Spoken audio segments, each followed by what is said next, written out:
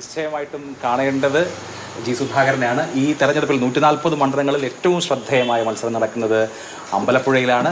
ഈ തവണത്തെ ഈ തെരഞ്ഞെടുപ്പിൽ ഏറ്റവും പ്രധാനപ്പെട്ട ടോക്കിംഗ് പോയിന്റും ഇത് തന്നെയാണ്. സംസ്ഥാനത്തുടനീളം ഏറ്റവും വലിയ സംസാര വിഷയമാവുന്ന മത്സരവും മണ്ഡലവും അമ്പലപ്പുഴയിലെ മത്സരവും അമ്പലപ്പുഴയുമാണ്. പ്രതീക്ഷിച്ചതല്ല ഇങ്ങനെ ഒരു പോരാട്ടം. പക്ഷെ നമ്മൾ അങ്ങനെ ഒരു പോരാട്ടത്തിലേക്ക് എത്തുമ്പോൾ അതിൻ്റെ ബെസ്റ്റ് എന്നാണ്. അത് ജി സുധാകരൻ എന്ന പാർട്ടി പ്രവർത്തകനെയൊന്നും ആരും പഠിപ്പിക്കേണ്ടതില്ല. എങ്ങനെ പോണു പ്രചാരണമൊക്കെ? പ്രചരണം നമുക്കാകാവുന്നത് പോലെ സജീവമായി നടത്തിക്കൊണ്ടിരിക്കുകയാണ്. ഞാനൊരു സ്വതന്ത്രനാണ്. എൻ്റെ കയ്യിൽ കോടിക്കണക്കിന് പണമൊന്നുമില്ല ചിലവഴിക്കാൻ. ആഡംബരപൂർണ്ണമായിട്ടും ഇലക്ഷൻ നടത്താൻ കഴിയില്ല. പക്ഷേ ഒരു ഇലക്ഷൻ പ്രചരണത്തിന് അത്യാവശ്യം വേണ്ട അടിസ്ഥാനപരമായ എല്ലാ കാര്യങ്ങളും നമുക്ക് ചെയ്യേണ്ടതായിട്ട് അഭ്യർത്ഥന കൊടുത്തു കഴിഞ്ഞു. പോസ്റ്റർ ഒട്ടിക്കണം, പിന്നെ കുറച്ച് അനൗൺസ്മെൻ്റൊക്കെ വേണം. പിന്നെ സ്ഥാനാർത്ഥിയെ സ്കൂട്ടണി കഴിഞ്ഞ് തീരുമാനിച്ചു കഴിഞ്ഞാൽ ചെറിയ ചെറിയ പൊതുയോഗങ്ങൾ, ഒരു 100-200ഓളം യോഗങ്ങൾ ഈ മണ്ഡലത്തിലെ 5 പഞ്ചായത്തുകളിലും 27 മുനിസിപ്പൽ വാർഡുകളിലുമായി നടത്തും. എനിക്ക് ഇലക്ഷൻ കമ്മിറ്റി ഇല്ല. ബൂത്ത് മുതൽ മണ്ഡലം വരെ ഇലക്ഷൻ കമ്മിറ്റിയേ ഇല്ല. ഞാൻ സ്ഥാനാർത്ഥിത്വം പ്രഖ്യാപിച്ചു കഴിഞ്ഞ് UDF മൊത്തത്തിലും വിശേഷിച്ച കോൺഗ്രസ്സായി അവരെ പിന്തുണ പ്രഖ്യാപിച്ചു. അവരുടെ വലിയൊരു പ്രവർത്തക കൺവെൻഷൻ ഇന്നലെ അമ്പലപ്പുഴ കുഞ്ഞൻ നമ്പ്യാർ സ്മാരക ഹാളിലുണ്ടായിരുന്നു. 360 അവരുടെ സംഘാടകരുണ്ടായിരുന്നു. സൗത്ത് ബ്ലോക്കിലാണ്, ഇവിടുന്ന് അങ്ങോട്ട്. അവിടെ ഞാൻ സംസാരിച്ചു. ഇനിയും ആലപ്പുഴ 27 വാർഡടക്കം മുനിസിപ്പാലിറ്റിയിലെ നോർത്ത് ബ്ലോക്കിൻ്റെ മീറ്റിംഗ് ഇന്ന് വൈകുന്നേരമുണ്ട്. അതിനും സംസാരിക്കുന്നുണ്ട്. കാരണം അവർ പിന്തുണ നൽകുകയാണ്. അപ്പോൾ ആ തരത്തിൽ പ്രചരണത്തിന് ഒരുപാട് അഭ്യുദയകാംക്ഷികൾ, നമ്മൾ ജയിച്ചു വരണം, നിയമസഭയിൽ പോകണം, അവിടെ കാര്യഗൗരവത്തോടെ മുമ്പ് ഞാൻ നിയമസഭയിൽ സംസാരിച്ച അതേ ഗൗരവത്തോടെ അഭിമുഖീകരിക്കുന്ന വിഷയങ്ങളെപ്പറ്റി സംസാരിക്കാൻ ഞാനവിടെ ഉണ്ടാവണമെന്ന് അവരാഗ്രഹിക്കുന്നു. UDFിൻ്റെ നേതൃത്വവും പ്രവർത്തകരും. അതുകൊണ്ട് അവർ പിന്തുണയ്ക്കുന്നു. അതിനകത്ത് യാതൊരു കലർപ്പുമില്ല. വളരെ ആത്മാർത്ഥമായിട്ടാണ്. സാറേ, ഇത്രയും കാലം അങ്ങ് മത്സരിച്ചത് CPIM-ൻ്റെ സ്ഥാനാർത്ഥിയായിട്ടാണ്. അരിവാൾ ചുറ്റിക നക്ഷത്രത്തിലാണ് മത്സരിച്ചത്. അങ്ങനെ അല്ലാത്ത ആദ്യത്തെ തെരഞ്ഞെടുപ്പാണ്. ഇത്രയും 7 തെരഞ്ഞെടുപ്പുകളുടെ വലിയ എക്സ്പീരിയൻസ് ഉണ്ട്. അപ്പോൾ അരിവാൾ ചുറ്റിക നക്ഷത്രത്തിലല്ലാതെ മത്സരിക്കുന്ന തെരഞ്ഞെടുപ്പ് വൈകാരികമായി എങ്ങനെയാണ് അങ്ങേ ബാധിക്കുന്നത്? എനിക്കതിനകത്ത് യാതൊരു വികാരവുമില്ല. ഒരു MLA ആകുമെന്ന് പറഞ്ഞാൽ വികാരമേ അല്ല. അത് നിയമനിർമ്മാണ സഭയിൽ ജനങ്ങൾക്ക് വേണ്ടി നിയമങ്ങൾ നിർമ്മിക്കാനും നിയമങ്ങൾ ഭേദഗതി വരുത്താനും അവർക്ക് വേണ്ടി പോരാടാനുമുള്ളൊരു വേദിയായിട്ട് മാത്രമേ കാണുന്നുള്ളൂ. ഇതിനകത്ത് അമിതമായ സന്തോഷമോ ആഹ്ലാദമോ ഒരു MLA ആവുന്നു എന്നുള്ളത് ഒന്നും ഒരു കാലത്തും എനിക്ക് മുമ്പ് ഉണ്ടായില്ല. മന്ത്രി ആയിരുന്നപ്പോഴും ഒന്നും ഞാൻ കാണിച്ചിട്ടില്ല.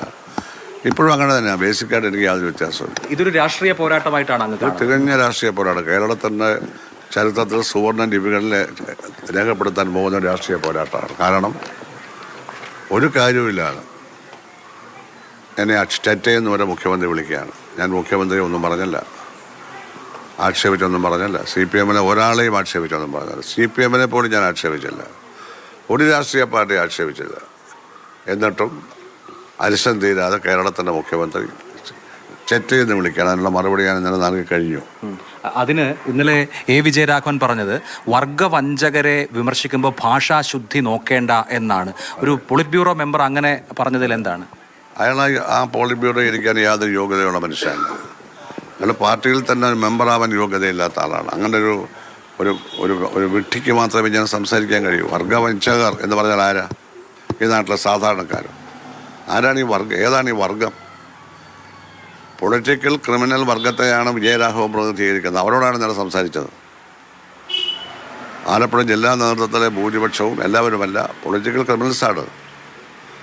അവരാണ് ഈ വൃത്തികേട് മുഴുവൻ കാണിക്കുക. എൻ്റെ അച്ഛന് പറഞ്ഞു എന്ന് പറഞ്ഞാൽ എൻ്റെ എല്ലാ സ്ഥലത്തും ഞാൻ എൻ്റെ അച്ഛന് പറഞ്ഞാൽ പാർട്ടിയിൽ ഇരിക്കുമ്പോൾ തന്നെ LC-മെമ്പറെ കൊണ്ട് പറയിച്ചു. തെറ്റാണെന്ന് ഈ വിജയരാഘവൻ പറഞ്ഞോ?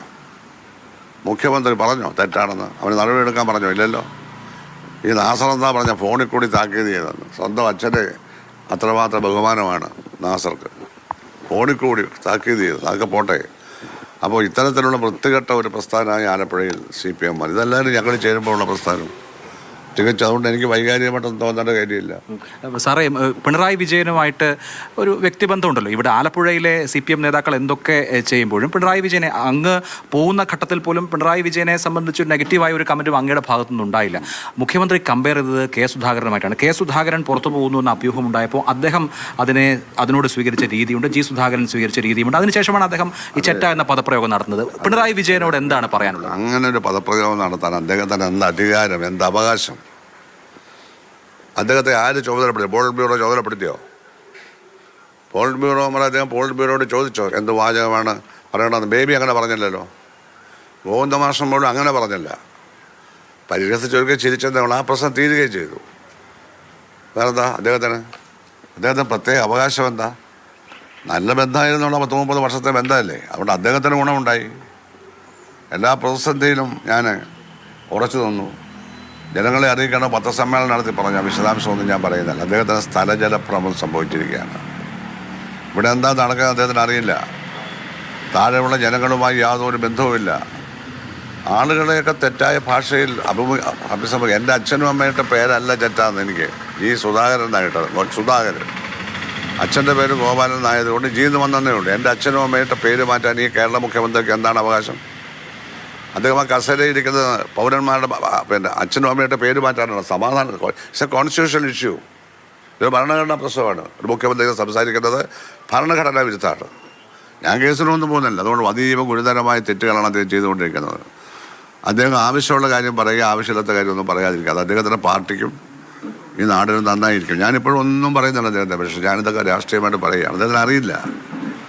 അദ്ദേഹത്തിന് ചെറ്റയുടെ അർത്ഥം അറിയില്ല. ഞാനത് വ്യാഖ്യാനിച്ചു കൊടുത്തല്ലോ എല്ലാ മാധ്യമങ്ങളിലും. അദ്ദേഹം ഇടയ്ക്കിടയ്ക്ക് അദ്ദേഹത്തിന്റെ നിഘണ്ടുവിൽ ഉപയോഗിക്കുന്ന വാക്കാണ് എൻ്റെ നിഘണ്ടുവിലുള്ള ഏറ്റവും ചെറിയ പദം. ഒരാൾക്കായ ഒരു നിഘണ്ടു ഈ രാജ്യത്തിൽ അത് തന്നെ അബദ്ധമല്ലേ പറയുന്നത്? ഓരോരുത്തർക്കും ഓരോ നിഘണ്ടു ഉണ്ടോ നമ്മുടെ രാജ്യത്ത്? ഈ രാജ്യത്ത് ഓരോരുത്തർക്കും ഓരോ നിഘണ്ടു ഉണ്ടെന്ന് പറയുന്നത് തന്നെ നിഘണ്ടുവിനെ പറ്റിയുള്ള അജ്ഞതയാണ്. നിഘണ്ടു എന്ന് പറഞ്ഞാൽ മലയാള നിഘണ്ടു ഉണ്ട്, എല്ലാ ഭാഷയിലും ഉണ്ട്. ഇംഗ്ലീഷിലാണ് ഏറ്റവും കൂടുതൽ നിഘണ്ടു ഉള്ളത് അല്ലേ? വെബ്സ്റ്റേഴ്സ് ഡിക്ഷണറി ഉണ്ട്, ഓക്സ്ഫോർഡ് ഡിക്ഷണറി ഉണ്ട്, കേംബ്രിഡ്ജ് കോംപ്രിഹെൻസീവ് ഡിക്ഷണറി ഉണ്ട്, അമേരിക്കൻ ഇംഗ്ലീഷ് ഡിക്ഷണറി ഉണ്ട്. ഇങ്ങനെ ഒരുപാട് ഡിക്ഷണറികളുണ്ട്. നമ്മുടെ ഇവിടെ മലയാളം ഡിക്ഷണറികളുണ്ട് അല്ലേ? അതൊക്കെ എഴുതിയ ഒരാളാണെങ്കിലും ജനങ്ങളുടെ ഡിക്ഷണറിയായി മാറും. ഓരോരുത്തർക്കും ഓരോ ഡിക്ഷണറി, ഓരോരുത്തരെ ചീത്ത വിളിക്കാൻ വേണ്ടി അസഭ്യ പദങ്ങളുടെ ഒരു ഡിക്ഷണറി ഉണ്ടാക്കുക. പറയട്ടെ, അസഭ്യ പദങ്ങളുടെ ഒരു ഡിക്ഷണറി ഉണ്ടാക്കുക, ഓരോരുത്തരെ ഓരോരുത്തർ വിളിക്കുക. അത് ഭരണഘടനാ വിരുദ്ധമാണ്, ശിക്ഷാർഹമാണ്. അദ്ദേഹം ഒരു സ്ഥാനാർത്ഥിയാണ്. ഇലക്ഷൻ കേസ് കൊടുത്ത പ്രശ്നമാണ്.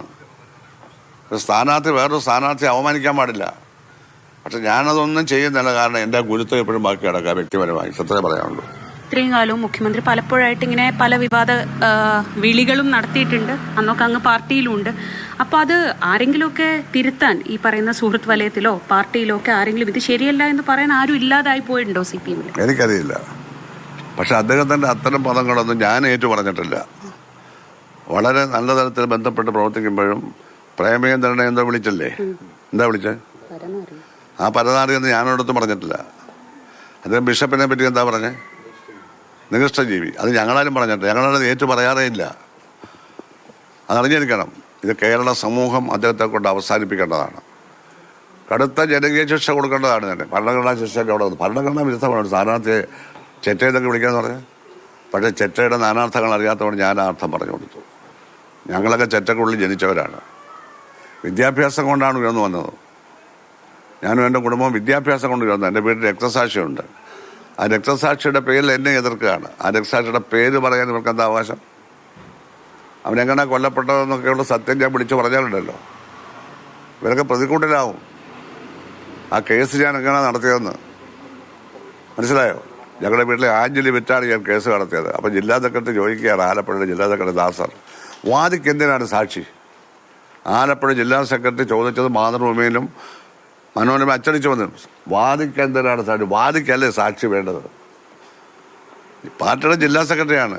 ഈ സെക്രട്ടറി ഫെലോസ് ഈ അറിവില്ലാത്ത ആളുകൾ ഈ കമ്മ്യൂണിസ്റ്റ് പാർട്ടിയെ നയിക്കുകയാണ്. എന്നിട്ട് പുന്നപ്ര, വയലാർ, രക്തസാക്ഷി, P കൃഷ്ണപിള്ള എന്നൊക്കെ ചുമ്മാ വിളിച്ചു പറയുകയാണ്. അവരൊന്നും ഇങ്ങനെയുള്ളവരല്ല. ജയിലിൽ കിടന്ന് ഹിന്ദി പഠിച്ചാലാണ് P കൃഷ്ണപിള്ള, അറിയാമോ? അപ്പോൾ വാദിക്ക് എന്തിനാണ് സാക്ഷി? വാദിക്കല്ലേ സാക്ഷി വേണ്ടത്? പ്രതിയുടെ കുറ്റം ചാർജ് ഷീറ്റ് കൊടുത്തു കഴിഞ്ഞാൽ ആ ചാർജ് ഷീറ്റിനെ പിന്തുണയ്ക്കുന്ന സാക്ഷികളെ അണിനിരത്തേണ്ട ആരുടെ ജോലിയാണ്? പ്രതിയുടെ, വാദിയുടെ ജോലിയാണ്.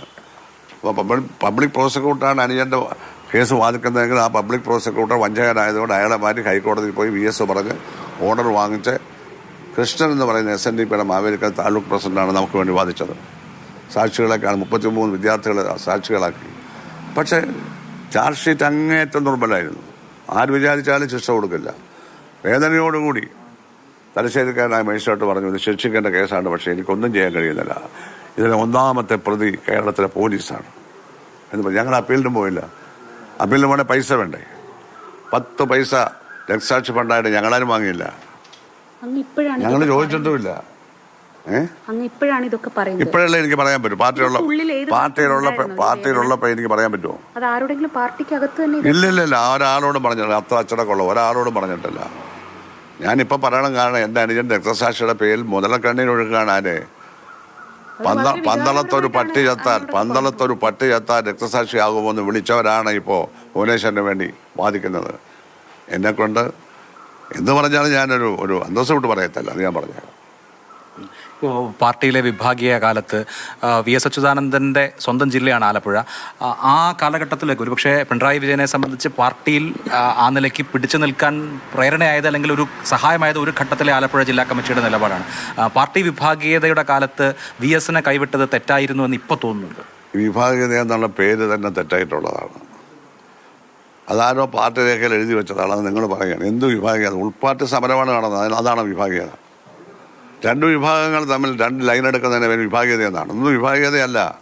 പാർട്ടിയുടെ നിലനിൽപ്പിന് വേണ്ടിയുള്ള പോരാട്ടമാണ്. VS ആണ് ആദ്യം നടത്തിയത് ആ പോരാട്ടം.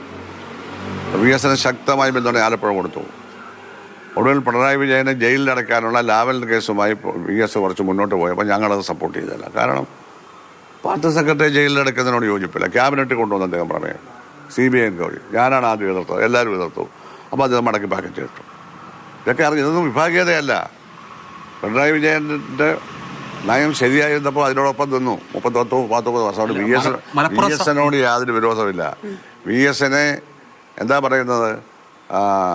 ഒരു നേതാവ് പറഞ്ഞല്ലോ VSന് ക്യാപിറ്റൽ പണിഷ്മെന്റ് കൊടുക്കണമെന്ന്. അങ്ങനെ പറഞ്ഞിട്ടുണ്ടോ ശരിക്കും? അത് എന്നോട് ചോദിക്കാം. നിങ്ങളല്ലേ റിപ്പോർട്ട് ചെയ്തത്? പറഞ്ഞിട്ടുണ്ടെന്ന് നിങ്ങളല്ലേ പറഞ്ഞത്? അപ്പോൾ അങ്ങനെ പറയുമ്പോൾ തെറ്റാണോ? അതെല്ലാം നിഷേധിക്കുകയാണല്ലോ പിന്നെ പാർട്ടി ചെയ്തത്. ഞാൻ പറഞ്ഞത് ക്യാപിറ്റൽ പണിഷ്മെന്റ് കൊടുക്കണമെന്നൊരു നേതാവ് കമ്മിറ്റിക്കകത്ത് എഴുന്നേറ്റത് പറയുമ്പോൾ ഞങ്ങളത് വരെ സപ്പോർട്ട് ചെയ്തില്ല. കാരണം VS ആരാണ്? പകരക്കാരില്ലാത്ത ആളല്ല. അദ്ദേഹത്തെ തെറ്റുപറ്റിയാതെ ഞങ്ങൾ എതിർക്കും. രാഷ്ട്രീയമാണത്. പക്ഷേ അതെല്ലാം അവസാനം തിരുത്തി. അദ്ദേഹത്തെ പുറത്താക്കാൻ എന്തെല്ലാം പരിശ്രമങ്ങൾ നടത്തി. ഞാനും വിമർശിച്ചിട്ടുണ്ട്. പക്ഷെ ആക്ഷേപിച്ചിട്ടില്ല. ആക്ഷേപിച്ചെന്നൊക്കെ ചുമ്മാതെ പാടുന്നത് പറയുക. അദ്ദേഹത്തിൻ്റെ വീടിൻ്റെ മുമ്പിൽ കറുത്ത അക്ഷരത്തിൽ അദ്ദേഹത്തിൻ്റെ പോസ്റ്റ് ഒട്ടിച്ച ഒരു ആളാണ് ഇപ്പോൾ അപ്പുറത്ത് നിന്ന് പ്രധാനമായിട്ട് സംസാരിക്കുന്നത്. ഞങ്ങളതൊക്കെ കീറിക്കളഞ്ഞു. ഒന്നും വേണ്ട. ഇത് ഉൾപാർട്ടി ഫൈറ്റാണ്. പാർട്ടി അങ്ങനെ സ്ട്രോങ് ആയി. ആലപ്പുഴ പാർട്ടി കേരളത്തിലെ പാർട്ടിക്ക് തന്നെ സ്ട്രെങ്ത് കൊടുത്തു. പിണറായി വിജയനെ അസ്തമിച്ചു പോകാതിരിക്കാൻ. അന്ന് മലപ്പുറം സമ്മേളനത്തിൽ ആലപ്പുഴ പാർട്ടിയുടെ നിലപാട് വേറെ ആയിരുന്നുവെങ്കിൽ CPMന്റെ ദിശ തന്നെ മാറിപ്പോകുമായിരിക്കും. ആലപ്പുഴ അത്ര പ്രധാനപ്പെട്ട സ്ഥലമാണ്. സാധാരണ ജില്ലയല്ലത്. അതാണ് ഞാൻ വിജയരാഘവനോട് പറഞ്ഞത്. നിങ്ങൾക്ക് ആലപ്പുഴയെ പറ്റി ഒന്നും അറിയില്ല. അമ്പലപ്പുഴയെ പറ്റി അറിയില്ല. നിങ്ങൾ വല്ലപ്പോഴും ഇവിടെ കമ്മിറ്റിക്ക് കൂടെയാണ്.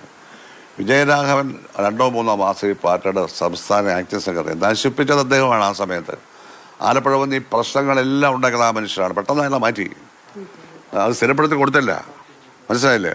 പോളിറ്റ് ബ്യൂറോ മെമ്പറാണ്. ഇതുപോലുള്ള പോളിറ്റ് ബ്യൂറോ. മനസ്സിലായില്ലേ? ബേബി കഷ്ടപ്പെടും. പറഞ്ഞതിനൊന്നും 10 പൈസയുടെ വിലയില്ല. അയാൾ അങ്ങനെയാ പറയുന്നത്. അത് പറയാൻ തിരിയത്തുമില്ല. എന്തുവാ പറയുന്നത്? എതിരഭിപ്രായം പറയുന്നവരെ ഇല്ലാതാക്കുന്നതാണോ CPMന്റെ ഒരു നിലപാട്? ഇപ്പൊ അങ്ങേക്ക് അനുഭവത്തിൽ അല്ലല്ല. കമ്മ്യൂണിസ്റ്റ് പാർട്ടി ലോകത്തോടത്ത് എതിരഭിപ്രായം പാർട്ടിക്കകത്ത് പറയുന്നവരെ ഇല്ലാതാക്കില്ല. പിന്നെ വർഗശത്രു എന്ന് പറയുന്നത് വളരെ സൂക്ഷിച്ച് സംസാരിക്കേണ്ടതാണ്. ഇന്ത്യയിലെ വർഗശത്രു ആരാണ്? പാർട്ടി പരിപാടി അനുസരിച്ച്. ഈ വിജയരാഘവൻ പാർട്ടി പരിപാടി വായിച്ചിട്ടുണ്ടെങ്കിൽ തലതിരിച്ച് വായിച്ചൊന്നും ഞാൻ പറയുന്നില്ല. കമ്മ്യൂണിസ്റ്റ് മാനിഫെസ്റ്റോ ഞാൻ തലതിരിച്ചാൽ വായിച്ചാൽ പറയുകയാണ്. വല്ല വിവരമായിട്ട് തൊട്ട് തെറിച്ചിട്ടുണ്ടോ? 32 വർഷം ആലപ്പുഴ ജില്ലാ കമ്മിറ്റിയുടെ വിദ്യാഭ്യാസ കമ്മിറ്റിയുടെ ചെയർമാനായിരുന്നു ഞാൻ. വിദ്യാഭ്യാസ കമ്മിറ്റിയുടെ ചെയർമാൻ. ഞാൻ എടുക്കാത്ത ക്ലാസ്സില്ല. ഞാൻ തലതിരിച്ച് വായിച്ചവരായതുകൊണ്ടാണോ 32 വർഷം പാർട്ടിയിൽ നിന്ന് ഞാൻ പുറത്താക്കപ്പെട്ടത്? ഞാൻ സ്വയം മെമ്പർഷിപ്പിൽ നിന്ന് ലെവി കൊടുത്ത് പുതുക്കാതിരുന്നത് മാത്രമാണ്. അന്നൊന്നും ഞാൻ സ്ഥാനാർത്ഥിയാണെന്ന് സങ്കല്പിച്ചിട്ടില്ല. അത് കഴിഞ്ഞ് പാർട്ടിയിൽ നിന്ന് മാറിക്കഴിഞ്ഞാണ് ഞാൻ സ്ഥാനാർത്ഥിത്വം പ്രഖ്യാപിച്ചത്. നിങ്ങൾ ആരോടും ചോദിച്ചിട്ടല്ല. ഒരു ഘട്ടം കഴിഞ്ഞാണ് കോൺഗ്രസ് പിന്തുണയായിട്ട് വന്നത്. അവർ ബുദ്ധിയുള്ളവരായതുകൊണ്ട്. ഈ വിജയരാഘവനെ പോലെ ബുദ്ധിയില്ലാത്തവരല്ലാത്തതുകൊണ്ട് അവർ പിന്തുണ പ്രഖ്യാപിച്ചു. അവർക്ക് പ്രയോജനം ഉണ്ടാവും പല മേഖലകൾ. അത് അവർക്ക് ബുദ്ധിയുണ്ട്, രാഷ്ട്രീയ ബുദ്ധി അവർക്കാണ്. മറ്റു മണ്ഡലങ്ങളിലും സ്വാധീനിക്കുമായിരിക്കുമെന്ന് അവർ പറയുന്നു. എനിക്കറിയില്ല, എൻ്റെ വലിപ്പത്തെ പറ്റി എനിക്ക് കൂടുതലായിട്ട് അറിയില്ല. അത് ഞാൻ പറയാറ്. ഞാൻ മറുപടി പറയുകയാണ്. വിജയരാഘവൻ സൂക്ഷിച്ച് സംസാരിച്ചാൽ കൊള്ളാം. നിങ്ങൾ സംസാരിക്കുന്ന ആർക്കും തിരിയത്തില്ല. നിങ്ങൾക്ക് ഐഡിയോളജിക്കൽ ക്ലാരിറ്റി ഇല്ല. നിങ്ങൾ കമ്മ്യൂണിസ്റ്റ് മാനിഫെസ്റ്റോ പ്രോപ്പറായിട്ട് വായിച്ചിട്ടില്ല. നിങ്ങൾ കമ്മ്യൂണിസ്റ്റ് നേതാക്കന്മാരെ അനാവശ്യം പറയുകയാണ്. ഞാൻ ഇപ്പോൾ പാർട്ടിയിൽ നിന്നും മാറി ഞാൻ വിജയരാഘവനെ ഒന്നും പറഞ്ഞില്ല. ഇപ്പോൾ പറഞ്ഞതിന് മറുപടി പറയുകയാണ് അദ്ദേഹം. എന്നിട്ട് പറയുകയാണ്, വർഗവഞ്ചകന്മാരോട് പിണറായി നല്ല ഭാഷയിൽ സംസാരിക്കില്ല അല്ലേ? അപ്പോൾ പിണറായി ഇപ്പം നശിപ്പിച്ചുകൊണ്ടിരിക്കുന്ന ആരാ? ഇതുപോലെയുള്ള വിദൂഷകന്മാരല്ലേ? പിണറായിയുടെ ചുറ്റും കൂടി ഇതുപോലെ വിജയരാഘവന്മാരായ 4-5 പേരുണ്ട്. അവരാണ് നശിപ്പിക്കുന്നത്. ആരാണ് വർഗവഞ്ചകൻ? പാർട്ടി പരിപാടി അനുസരിച്ച് ആരാണ്? നമ്മുടെ എതിർ വർഗങ്ങളെന്ന് പറയുന്നത് മുതലാളിത്തം, ജന്മിത്വം, സാമ്രാജ്യത്വം, ഇത് മാത്രമാണ്. മുതലാളിത്ത ശക്തികൾ, വിശേഷിച്ച് കുത്തക മുതലാളിത്തം, മൊണോപ്പൊളി ക്യാപിറ്റലിസം, ഫ്യൂഡലിസം, മനസ്സിലായില്ലേ? ജന്മിത്വം, അതായത് പിന്നീട് സാമ്രാജ്യം. ഇത് മൂന്നുമാണ് ഞങ്ങളുടെ പ്രധാന ശത്രുക്കൾ, ഇൻ്റർനാഷണലായിട്ടും നാഷണലായിട്ടും.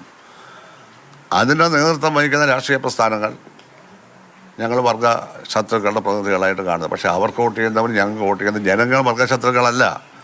ജനങ്ങൾ വർഗശത്രുക്കളാണെന്നാണ് വിജയരാഘവൻ പറയുന്നത്. അയാൾക്ക് അറിയില്ല മാർക്സിസം എന്താണെന്ന്. അയാൾ എൻ്റെ ക്ലാസ്സിലൊന്നും ഇരുന്നിട്ടില്ല.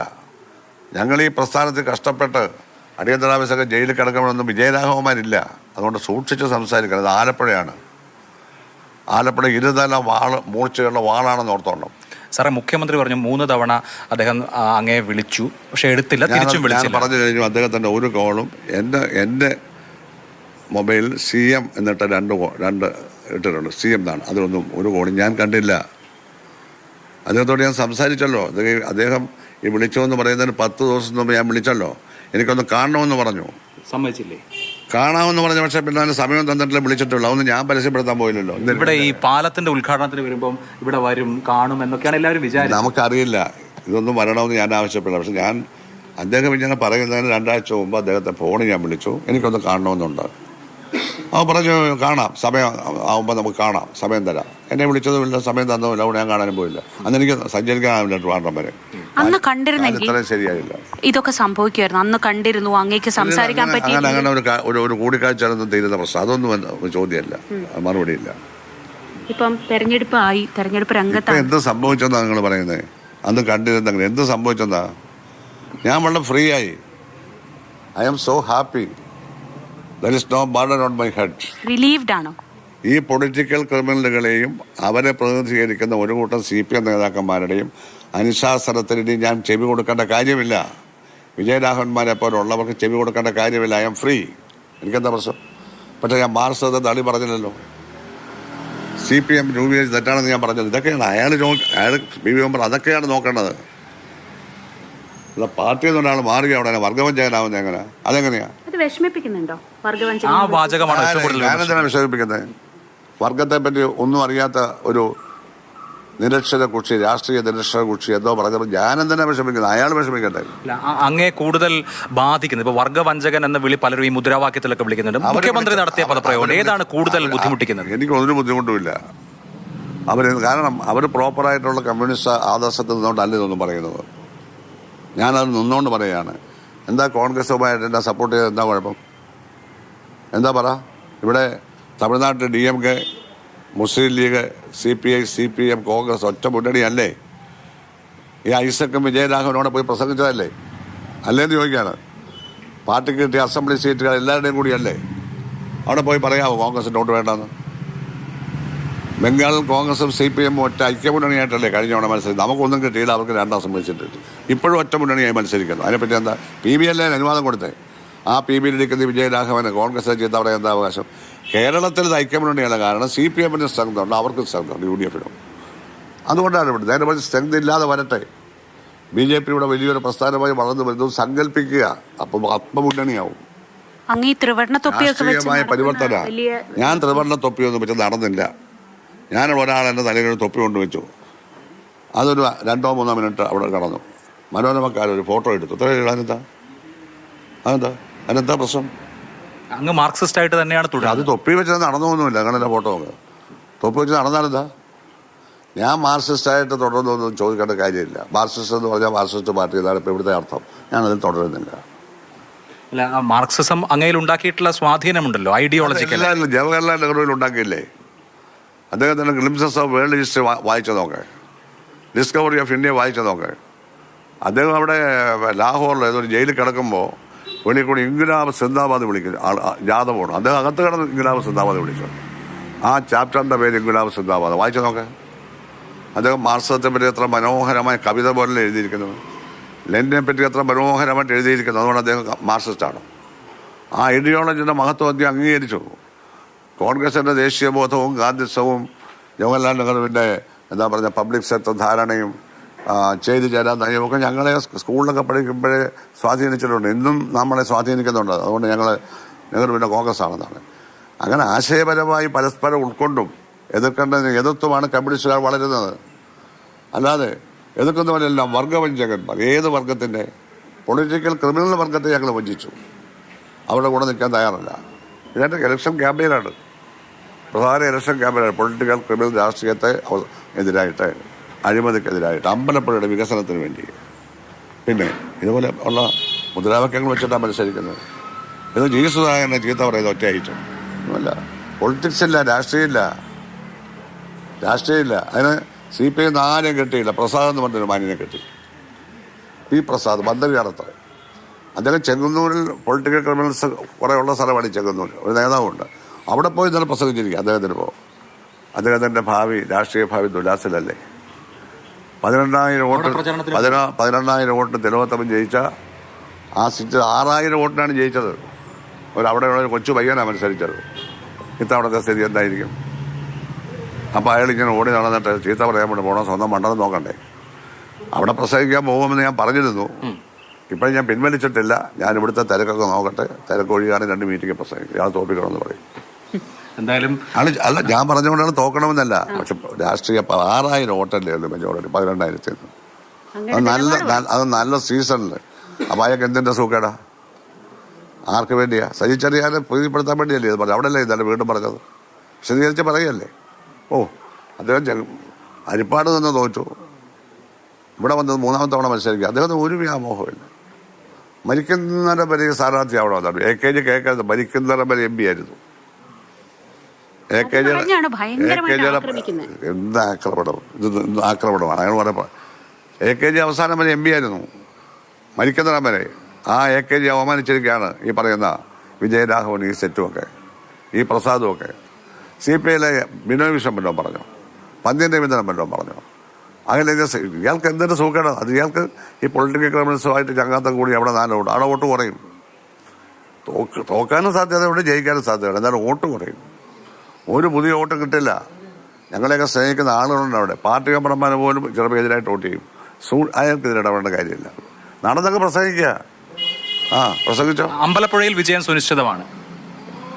വിജയിക്കുമെന്ന് തന്നെയാണ് വിശ്വാസം. അങ്ങനെയാണ് എല്ലാവരും പറയുന്നത്. പ്രവർത്തിക്കുന്ന എല്ലാവരും പറയുന്നത് വിജയിക്കുമെന്നാണ്. ഇവിടെ രാഷ്ട്രീയ കക്ഷി CPM എത്രയോ മെമ്പർമാർക്ക് വോട്ട് ചെയ്യാൻ പോകുന്നു. എല്ലാ പാർട്ടികളിലും പെട്ടവർ വോട്ട് ചെയ്യാൻ പോകുന്നു. ഔദ്യോഗിക സ്ഥാനാർത്ഥി ഉള്ളവർ പോലും നമുക്ക് വോട്ട് ചെയ്യുന്നുണ്ട്. മുമ്പും ചെയ്തിട്ടുണ്ട്. ഇത്തവണ ഞാൻ സഹോദരനായോട് എന്നെ ജയിപ്പിച്ചേ പറ്റുമെന്നുള്ളത് കുറച്ച് പേര് കൂടി വോട്ട് ചെയ്യും. കേരള രാഷ്ട്രീയത്തിലെ ഒരു സുവർണ അധ്യായമായിരിക്കും ഇത്. ഒരു ഇലക്ഷൻ കമ്മിറ്റി പോലും ഇല്ലാതെ ഒരാൾ ഏകനായി മത്സരിക്കുന്നു. UDF അടക്കം ഒരുപാട് പേർ ചുറ്റും വന്ന് തണല് തരുന്നു. അതൊരു അപൂർവമായ സംഭവമാണ്. ഞാൻ ആരെയും ആക്ഷേപിക്കുന്നില്ല. പറഞ്ഞതിന് മറുപടി പറയാൻ മാത്രമാണ് ചെയ്യുന്നത്. ആ മറുപടി പറഞ്ഞുകൊണ്ടേയിരിക്കും. മാർക്സിസ്റ്റുകളെന്ന് അവകാശപ്പെടുന്നത് അൺമാർക്സിയനായി, ആൻറ്റി മാർക്സിസ്റ്റായും അഭിപ്രായങ്ങൾ പറഞ്ഞാൽ ഞാൻ പഠിച്ച മാർക്സിസം ഞാൻ പ്രയോഗിക്കും. പക്ഷെ തെരഞ്ഞെടുപ്പ് ചെയ്യാൻ മാർക്സിസം ഒന്നും പ്രയോഗിക്കുന്നില്ല. ഞാൻ സ്വതന്ത്ര സ്ഥാനാർത്ഥിയാണ്. എനിക്ക് ആരെങ്കിലും പൈസ തന്നത് ഒറ്റയാളിനടുത്ത് ഞാൻ ഇന്ന് അവരെ ഇലക്ഷൻ ഫണ്ട് പിരിക്കാറുണ്ട്. മുമ്പും ഇല്ല ഇപ്പോഴും ഒരാളോട് പോലും 10 പൈസ ഞാൻ ചോദിച്ചിട്ടില്ല. ചിലരൊക്കെ പൈസ തരുന്നുണ്ട്, ചിലരൊക്കെ സ്വയം ഫ്ലക്സും ഒക്കെ കെട്ടിവെക്കുന്നുണ്ട്. അവരവരുടെ ഇഷ്ടം, ആരും നിർബന്ധിക്കുന്നില്ല. പിന്നെ എൻ്റെ പോസ്റ്റർ ഒന്ന് പൊട്ടിക്കരുതെന്ന് പറഞ്ഞ് ഇവിടെ ചള്ളിക്കടപ്പുറത്ത് 4-5 തെമ്മാടികൾ പോസ്റ്റർ ഒട്ടിക്കാൻ ചെന്നവരെ ഭീഷണിപ്പെടുത്തി. അപ്പോൾ ആദ്യം പോയി പോകുന്നു, പിന്നെ ആളുകൾ പോയി ഒട്ടിച്ചു. ഇപ്പം അങ്ങനെ പല സ്ഥലത്തും ഇത് ഉണ്ടാവുന്നു. കൈതവനയിലുണ്ടായി. കൈതവന മുഴുവനാണ് എനിക്ക് വോട്ട് ചെയ്യാൻ സ്ഥലം. ഇതിന് ആരധികാരം കൊടുത്തു? തെരഞ്ഞെടുപ്പ് കാലത്ത് ആരധികാരം കൊടുത്തു? പോലീസൊന്നും അറിയുന്നില്ലേ? അത് പെറ്റീഷൻ കൊടുത്താണോ? അപ്പോൾ കർശനമായി പോലീസ് ശ്രദ്ധിക്കണം. എന്ത് വൃത്തികേടും കാണിക്കുന്ന പൊളിറ്റിക്കൽ ക്രിമിനലുകളുടെ രാഷ്ട്രീയത്തോടാണ്, വ്യക്തികളോടല്ല ഞാൻ ഫൈറ്റ് ചെയ്യുന്നത്. അങ്ങനെ ഫൈറ്റ് ചെയ്യുന്ന ഒരേ ഒരാൾ ഞാനാണ് ഇന്ന് കേരളത്തിൽ. പൊളിറ്റിക്കൽ ക്രിമിനൽ രാഷ്ട്രീയത്തിനെതിരെ പ്രധാന മുദ്രാവാക്യങ്ങളുള്ളതായി വെച്ച് പോരാടുന്നത് ഞാൻ. എൻ്റെ അനുഭവം അതാണ്. എൻ്റെ അച്ഛനെ വിളിച്ചല്ലേ local committee member, political criminals അല്ലേ എന്നെ കഷ്ടപ്പെട്ട് വളർത്തിയ, എൻ്റെ പേരിട്ട എൻ്റെ അച്ഛനെ വിളിച്ചു, എൻ്റെ പേര് മാറ്റി സുധാ കുരന്നാക്കി, ഇപ്പം ചെറ്റയെന്നാക്കി മുഖ്യമന്ത്രി. നാളെ ഇനി അദ്ദേഹം വേറെന്ത് പേരാതെ അദ്ദേഹത്തിൻ്റെ പേര് വല്ലതും ഈ നാട്ടിൽ നിലനിൽക്കുമോ? മുഖ്യമന്ത്രി വലിയ തരത്തിൽ സ്വയം വിമർശനം നടത്തണം. ആ സ്ഥാനത്തൊന്ന് പോകണമെന്ന് ഞാൻ പറയുന്നില്ല ഇപ്പോൾ, പക്ഷേ സ്വയം വിമർശനം നടത്തും. ഞാൻ ഓരോരുത്തരെയും വിളിച്ചു തുടങ്ങിയാൽ അത് ജനാധിപത്യത്തിൽ അദ്ദേഹത്തിൻ്റെ അവസാനമായിരിക്കും. സൂക്ഷിക്കണം. അദ്ദേഹത്തോടുള്ള ആ സ്നേഹം എനിക്ക് നഷ്ടപ്പെട്ടിട്ടൊന്നുമില്ല. ആ ഗുരുത്തം കൊണ്ടാണ് ഞാൻ വേറൊന്നും പറയാത്തത്. ഇങ്ങനൊന്നും പറയാൻ അധികാരമില്ലാത്ത കാര്യം എടുത്ത് പ്രയോഗിക്കരുത്. ഒരു മുഖ്യമന്ത്രി സ്ഥാനം എന്ന് പറഞ്ഞാൽ വലിയ കാര്യമൊന്നുമല്ല. 30 സ്റ്റേറ്റിലെ ഒരു കൊച്ചു സ്റ്റേറ്റിലെ ഒരു മുഖ്യമന്ത്രി, അത്രയേ ഉള്ളൂ. ആരൊക്കെ ഇവിടെ ഇരുന്നതാണ്? അത് വലിയൊരു കാര്യമൊന്നുമല്ല. അത് പോവുകയും വരികയൊക്കെ ചെയ്യും. അധികാരത്തിൽ അഹങ്കരിക്കരുത്, അഭിരമിക്കരുത്. അത് ഞാനത് കാണിച്ചു കൊടുത്ത ആളാണ്.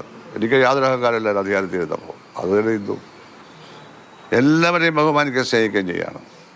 പക്ഷെ അനാവശ്യം പറയുന്നവർക്ക് ചുട്ട മറുപടി ഞാൻ കൊടുക്കും. അത് അസഭ്യമായിരിക്കില്ല. അതാണ് വിജയരാഘവന്മാരോട് ഓർപ്പിക്കണം. ആലപ്പുഴ വന്ന് കിടന്ന് കളിക്കണം. നിങ്ങൾ വന്ന് കളിച്ചാണ് ഇവിടെ ഈ പ്രശ്നം ഉണ്ടാക്കിയത്. എന്നാലും പെട്ടെന്ന് പിൻവലിച്ചു. എന്നാലും ഇടയ്ക്ക് വരികയാണ് കൺവെൻഷൻ ഉദ്ഘാടനം ചെയ്യാൻ. മനസ്സിലായോ? പരാജയത്തിൻ്റെ ആദ്യത്തെ സ്റ്റെപ്പാണ് അയാളെ കൊണ്ട് ഉദ്ഘാടനം ചെയ്യിച്ചത്. ആർക്ക് എൻ്റെ കൺവെൻഷൻ കഴിഞ്ഞ് ഇറങ്ങി പോകുന്നവർ ഇതിനാണോ ഇങ്ങനെ വന്നതെന്നാണ് ചോദിച്ചത്. സുധാകരനെ ചീത്ത പറയാനാണോ ഇങ്ങനെ വന്നത്? അദ്ദേഹത്തിൻ്റെ മാർക്സിസ്റ്റ് വിജ്ഞാനം കളക്കാൻ ഇദ്ദേഹം ആരാണെന്നൊക്കെ ആൾ ചോദിക്കുന്നുണ്ട്. കമ്മ്യൂണിസ്റ്റ് മാനിഫെസ്റ്റോ തലതിരിച്ച് വായിക്കുക ഇതൊക്കെ പറയട്ടെ. മാനിഫെസ്റ്റോയെ ആക്ഷേപിക്കണ്ടേ? ആരെങ്കിലും തലതിരിച്ച് വായിക്കുമോ?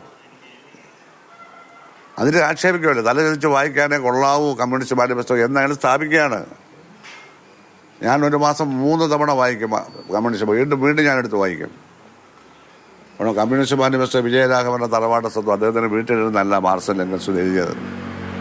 ആലോചിച്ചോണം. ഒരുതരം എന്താ പറയുന്നത്, വേട്ടക്കാരൻ്റെ പുറത്ത് ഇറങ്ങി ഓടല്ലേ, അറിയാതെ അമ്മുവെന്നും കൊള്ളും. എവിടുന്നാന്ന് അറിയാനൊക്കില്ല. ഈ മാമലക്കൂട്ടത്തിലെല്ലാം അമ്മും കൊണ്ട് ആളിരിപ്പുണ്ട് ഈ വൃത്തികെട്ടവരെ നേരിടാൻ. അതുപോലെ തന്നെ അക്രമത്തിന് പ്രോത്സാഹിപ്പിക്കുകയല്ലേ. ചെറ്റയെന്ന് പറഞ്ഞു കഴിഞ്ഞാൽ ആർക്കും എന്നെ ആക്രമിക്കാമല്ലോ. ഇവിടെ എൻ്റെ വീടിൻ്റെ മുമ്പിൽ 10 സ്കൂട്ടറിൽ 20 പേര് വന്ന് അങ്ങോട്ടും ഇങ്ങോട്ടൊക്കെ പോയിട്ട് അപ്പുറത്ത് നടന്ന് മുദ്രാവാക്യം പിടിച്ചിട്ട് പോയല്ലോ. എൻ്റെ വീടിൻ്റെ ഇവിടെ ഒട്ടിച്ച് തൊട്ട് വർഗവഞ്ചന ഒരു പോസ്റ്റ് ഉണ്ട്. ഞങ്ങളാരും ഒന്നും അനങ്ങിയിട്ടില്ല. ഇതൊന്നും ഞങ്ങളെ ബാധിക്കുന്ന കാര്യമല്ല. വർഗത്തെ വഞ്ചിച്ചവരെ മാത്രമേ അത് ബാധിക്കത്തുള്ളൂ, എന്നെ ബാധിക്കത്തില്ല. വർഗമെന്ന് പറഞ്ഞാൽ ഈ രാജ്യത്തെ ജനങ്ങളാണ്, കൃഷിക്കാരും തൊഴിലാളികളുമാണ്. അല്ലാതെ കുറേ നേതാക്കന്മാരല്ല വർഗം. വർഗത്തെ കൊണ്ട് തിന്നും കൊഴുത്ത് നടക്കുന്നവരും വൻകിട വീടുകളുമൊക്കെ പിന്നെ സുഖിച്ച് കിടക്കുന്നവരും ലോകം മുഴുവൻ ചുറ്റി സഞ്ചരിക്കുന്നവരും ഒക്കെ ആയിട്ടുള്ള കുറേ പേരുണ്ട്. അവരൊന്നുമല്ല വർഗം, അധ്വാനിക്കുന്നവരാണ് വർഗം.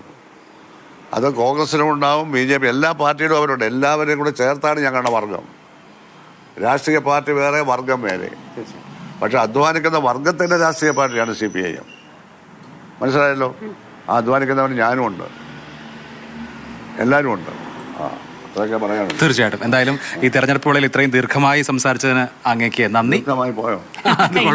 അങ്ങയുടെ വാക്കുകൾ കേൾക്കണമല്ലോ. എന്തായാലും മാതൃഭൂമി ഇലക്ഷൻ ബസ്സിൽ ഞങ്ങളോടൊപ്പം സഹകരിച്ചിട്ട് നന്ദി. അദ്ദേഹം ഇനി തെരഞ്ഞെടുപ്പ് പ്രവർത്തനങ്ങൾക്കായി ഇറങ്ങുകയാണ്. ഞങ്ങൾ മറ്റൊരു അതിഥിയുമായി അടുത്ത ജംഗ്ഷൻ.